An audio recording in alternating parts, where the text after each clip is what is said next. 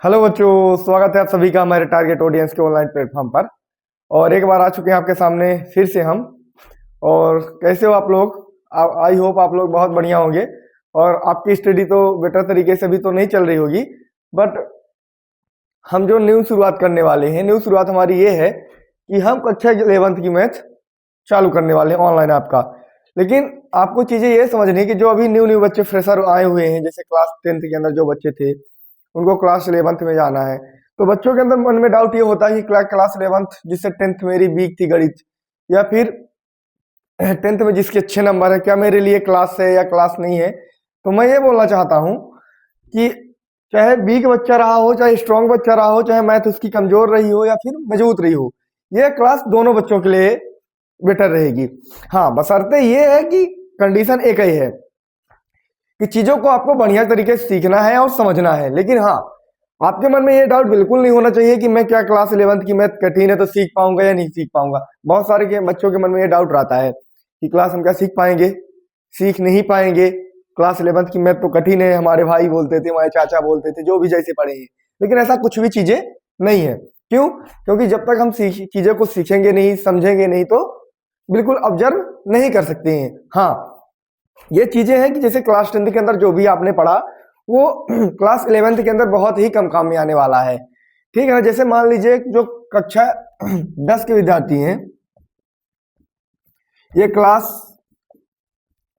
10th है और ये क्लास क्या है, 11th है। तो क्लास 10th और क्लास 11th में क्या है जैसे क्लास 10th में क्या होता है, हमें बेसिक चीजें क्या होती है, जैसे हमारा जो क्वेश्चन आता है, ये क्वेश्चन है, वो क्वेश्चन बिल्कुल पढ़ा हुआ आता है, बोर्ड के अंदर पढ़ा हुआ एग्जाम में आता है। लेकिन इसमें पढ़ा हुआ क्वेश्चन, पढ़ा हुआ प्रश्न नहीं आएगा, पढ़ा हुआ प्रश्न नहीं आएगा। हाँ, उसी टाइप का आ सकता है कॉन्सेप्ट। यहां पर कॉन्सेप्ट इंपॉर्टेंट नहीं है, इंपॉर्टेंट नहीं है यहां पर, लेकिन यहां पर कॉन्सेप्ट क्या है, इंपॉर्टेंट रहेगा। कॉन्सेप्ट क्या है, इंपॉर्टेंट है। सेकंड बात, थर्ड बात यह है कि जैसे मान लीजिए यहाँ प्रश्नों का जो आंसर है, आंसर रहेगा, आंसर फिक्स रहता है, फिक्स है। यहां पर आंसर क्या होता है, फिक्स नहीं होता है, फिक्स नहीं है। क्यों फिक्स नहीं है? जैसे मान लीजिए किसी प्रश्न का आंसर यहाँ पर अगर 7.31 है, तो यहाँ पर 7.31 के बजाय क्या हो सकता है, 2 भी हो सकता है, 1 भी आ सकता है, 3 भी आ सकता है, ऐसे आ सकते हैं। ठीक है? यहां पर प्रश्न क्या है, यहां पर आपको 4 नंबर का जैसे प्रश्न है, जो क्वेश्चन है, अगर 4 नंबर का है तो आपसे अगर 4 नंबर का प्रश्न है, अगर आपने कुछ भी किया तब भी 2 नंबर आपको मिल जाएंगे। लेकिन यहाँ पर ऐसा नहीं है, यहाँ फिक्स मार्क नहीं होते हैं, फिक्स मार्क नहीं होते हैं, बिल्कुल नहीं होते हैं।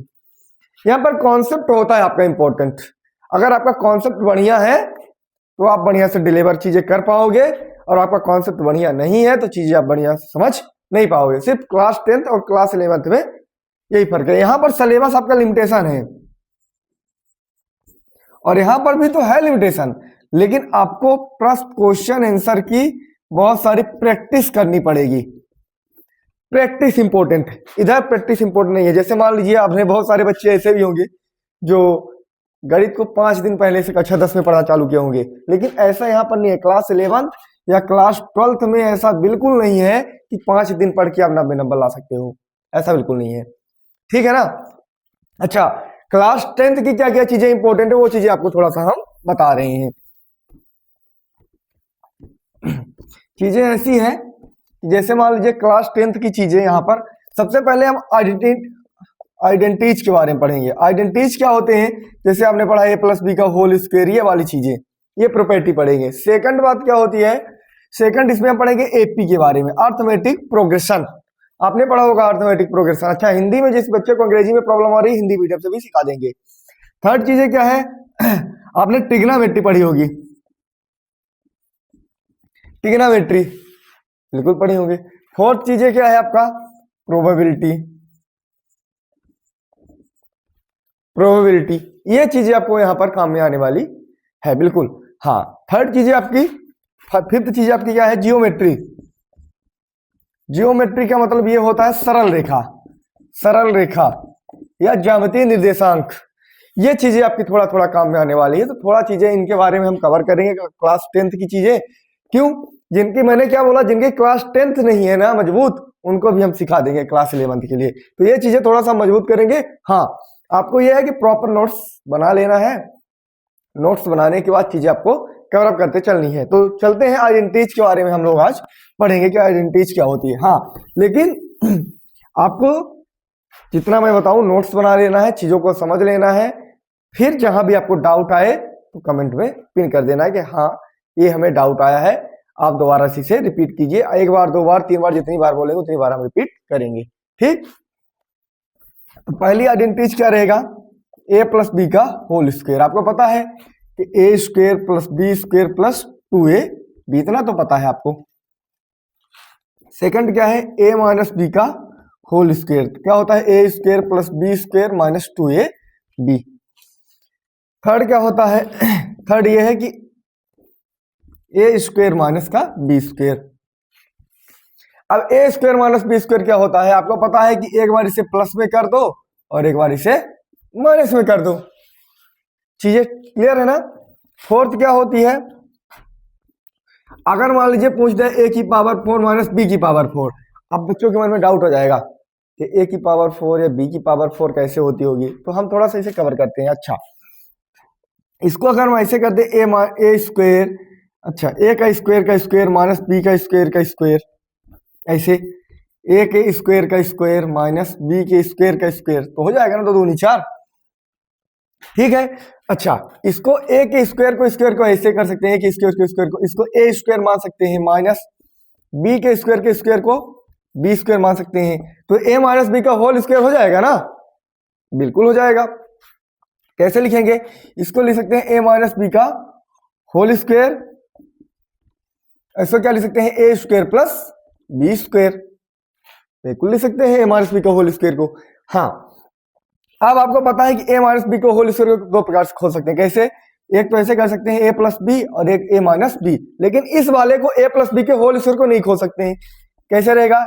ए square plus B square. I hope आपको चीजें बढ़िया क्लियर में हुई होंगी। ठीक है ना? 4 आइडेंटिटीज आपकी हो गई है। अच्छा, एक बार और समझ लो इसको। ए स्क्वायर है तो ए स्क्वायर, बी स्क्वायर कर दिए, ए माइनस बी का होल स्क्वायर दो बार कर दिए इसको सेम। क्लियर? तो दूनी 4 हो जाएगा, पावर का पावर 4। ऐसे कर दिए हैं। इस वाले को खोल सकते हैं, इसको नहीं खोल सकते क्योंकि प्लस में है, अगर माइनस में होता तो वो भी खुलता। क्लियर है ना? चलिए, 5वीं आइडेंटिटी आपकी देखते हैं। हाँ, आपको नोट्स प्रॉपर बना लेना है। ये हो जाएगा ए माइनस बी का whole cube. A minus B का होल क्यूब क्या होता है? A cube plus B cube plus 3ab plus A plus B है। ये कैसे हो गया? कैसे? तो इसको लिखने का तरीका क्या होता है? A cube plus B cube plus 3a, इसका करेंगे पूरा 3a square B plus 3a B square. Clear हो गया बात? ठीक। 6वीं आइडेंटिटी क्या हो जाएगी? ए प्लस बी का होल क्यूब, अच्छा सॉरी, ए प्लस बी का होल क्यूब थी, सॉरी। अब ये हो जाएगी ए माइनस बी का होल क्यूब, ये हो जाएगा A cube plus B cube, A cube minus B cube minus 3ab, ऐसे हो जाएगा। और यहाँ पर क्या हो जाएगा? माइनस, ऐसे क्या बन जाएगा?